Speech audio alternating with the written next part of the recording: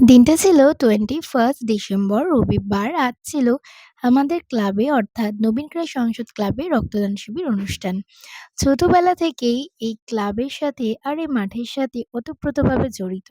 এখানেই আমাদের বড় হওয়া, বেড়ে ওঠা সবটুকু। আর পাপিও এই ক্লাবেরই মেম্বার। এই দেখো রবীন্দ্রনাথ ঠাকুরের এখানটাও কি ভীষণ সুন্দরভাবে সাজিয়েছে। প্রত্যেক বছরই বাপি এখানে ব্লাড ডোনেট করে থাকে। এবছরও তার অন্যথা হয়নি। ১ম এই আগে ডক্টর চেকআপটা হয়ে গেল আর এই দেখো, এই একটা ক্যাম্প যেখানে ব্লাড ডোনেট করছে সবাই। ১ম এই বাপিকে এখানে একটা গোলাপ ফুল দিয়ে সম্বর্ধনা জানালো। এরপর যা প্রসিডিওর থাকে সেগুলো স্টার্ট করে দিয়েছে। মায়ের যেহেতু শরীরটা ভালো ছিল না তাই মাকে আমরাই আর রক্ত দিতে বারণ করলাম।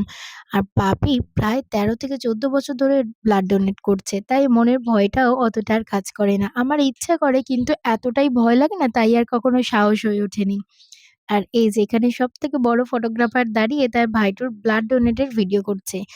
এত তাড়াতাড়ি বাপির ব্লাড ডোনেট করা হয়ে গেছে, প্রায় ৪ মিনিটের মধ্যে কমপ্লিট হয়ে গেছে। আর এখান থেকে দিয়েছে ভীষণ সুন্দর একটা মেমেন্টো, একটা সার্টিফিকেট আর ছিল টিফিনের ব্যবস্থা।